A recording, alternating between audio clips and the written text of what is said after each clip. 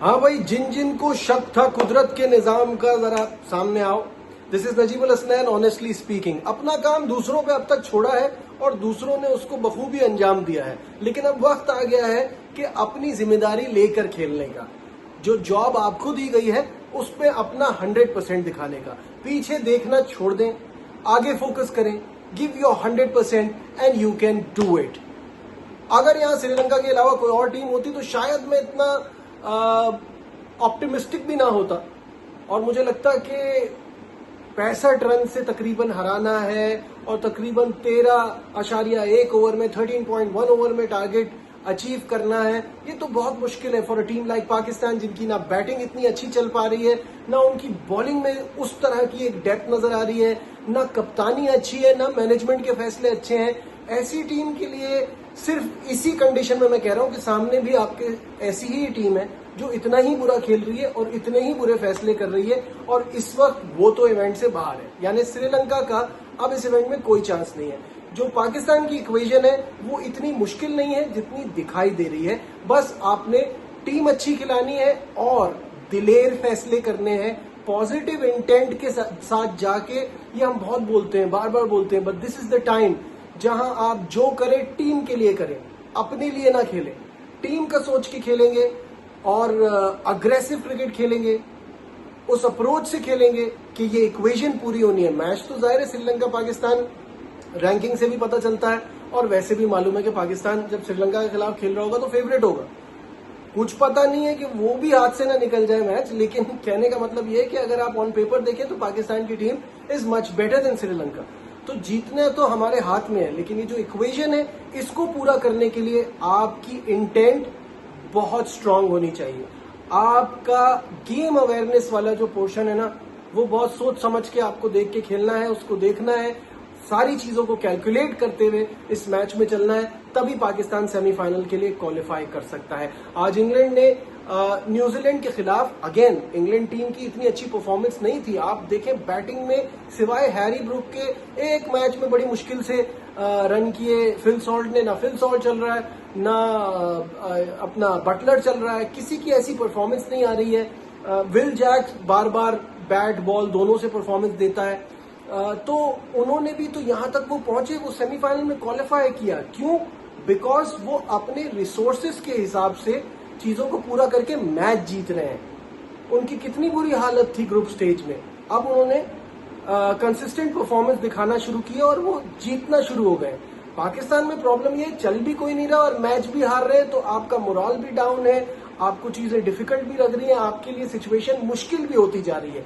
But ये मौका आपको मिल गया है, आपके पास एक होप आई है, तो उस होप पे आपने एक्स्ट्रा ऑर्डिनरी करना है। तो कल क्या टीम होनी चाहिए? मेरे हिसाब से अब बहुत लोग बात करें कि साइम नहीं चल रहा, साइम को बिठा दे, साइम को बिठा दे। This is it. जो उस पर इन्वेस्ट किया है कल उसको डिलीवर करके देना है, फिर आपके पास एक क्लियर पिक्चर हो जाएगी ना आगे क्या करना है। T20 में उसकी जगह बनती है, नहीं बनती, उसको आप क्या एज बॉलर खिला रहे हैं। वहां न्यूजीलैंड में भी मैं देख रहा था, रचिन रविंद्र का अभी यही रोल बना हुआ है कि आपने रन करेंगे तो आपकी टीम में जगह बनती है। एज बॉलर आप टीम में नहीं खेल सकते, आप बैटिंग ऑलराउंडर हो, आपसे रन्स चाहिए। मेन प्राइमरी जॉब आपकी रन बनाना है। तो साहबजादा फरहान तो एक ही बंदा है जिसकी बेस पे पूरा वर्ल्ड कप चल रहा है। साथ में आपके आ गए साइम अयूब, साइम से परफॉर्मेंस निकालनी है। बहुत सारे लोग कह रहे हैं कि शॉर्टर मैच होगा, शॉर्टर गेम होगा, बाबर आजम को टीम में नहीं होना चाहिए। क्यों? जब आप उसको T20 का बेहतरीन प्लेयर मानते हैं, जब आप ये समझते हैं कि वो एक बड़ा खिलाड़ी है, तो बड़े फंसे हुए मैच में तो उसको आपको जिता के देना चाहिए। ये क्या बात हुई कि मुश्किल सिचुएशन आएगी तो आप बाहर आ जाओ? आप नंबर 3 पे खिलाइए बाबर को, क्योंकि ये चौथे नंबर का रोना गाना भी बहुत अरसे से चल रहा है, तो आप नंबर 3 पे खिलाइए, क्योंकि आपका कप्तान 3 पे भी वही है और 4 पे भी वही है। उसने तो जाना है, टॉस करना है, वापस आ जाना है। अब यहाँ मौका है आगा सलमान के लिए कि वो इतने अरसे से जो उनके ऊपर एक क्वेश्चन मार्क लगा हुआ है कि कैप्टन किस बात का कैप्टन है, ऑर्डर्स बाहर से आते हैं, परफॉर्मेंस अपनी है नहीं, तो ये कहाँ इसका रोल आ रहा है? वो अग्रेशन जो कुछ अरसे पहले श्रीलंका के खिलाफ ही दिखाई थी और सबका परसेप्शन चेंज किया था, वो चीज कल डिलीवर होनी चाहिए। आगा शुड बी एट नंबर 4। मेरे हिसाब से ये आपका टॉप ऑर्डर होना चाहिए। देन आपके पास ऑप्शन है कि आप नसीम को खिलाते हैं या सलमान मिर्जा के साथ ही जाते हैं, क्योंकि दूसरा फास्ट बॉलर तो अब शाहीन ही है। जिस तरह से शाहीन ने लास्ट मैच में परफॉर्मेंस दी है, उस्मान तारिक यहाँ डेफिनेटली होना चाहिए और होगा ही, जाहिर है। मेरे हिसाब से अबरार की टीम में जगह, जो गलती आपने इंग्लैंड के खिलाफ की थी, अबरार को टीम में होना चाहिए। बट आपके पास नवाज भी है, आपकी बॉलिंग पूरी होनी चाहिए। ये सोच के कि आपका छोटा मैच है, आप ये ऑलराउंडर्स की फौज पे मत जाओ। आप अपनी परफेक्ट बॉलिंग खिलाओ और अपने बैटिंग ऑर्डर में आप चीजों को चेंज भी कर सकते हो। अगर आपकी पार्टनरशिप ऊपर लग गई है, आपने ये सोच के खेलना है कि इफ यू आर, अगर आप पहले बैटिंग कर रहे हैं तो ये तो नहीं हो सकता कि आप 140-50 करें और उसके बाद 65 रन से हराएं, तो ये तो पॉसिबल नहीं है। तो you have to score big runs. Big runs के लिए 180, 200 बहुत ज्यादा है, जाहिर है इस पिच पे इतने बनेंगे भी नहीं, लेकिन एटलीस्ट 180 का सोच के तो चले कि आप उनको आउट कर सकते हो। कुछ प्रैक्टिकल सिनेरियो नजर आए कि आपने उनको 65 रन से हराना है।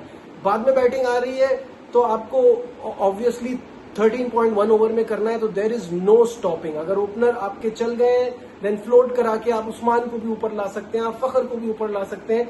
तो ऑप्शंस हैं, और ये कोई, मैं ऐसी बात नहीं कर रहा जो अनहोनी है। पाकिस्तान कर सकता है और दुआएं हैं पाकिस्तान टीम के साथ। लेट्स सी क्या होता है। आप क्या सोचते हैं और आपके हिसाब से पाकिस्तान की क्या टीम होनी चाहिए, कमेंट्स में मुझे जरूर बताइएगा। Like, share, subscribe. देखते रहिए Najibul Hasnain, honestly speaking. Bye.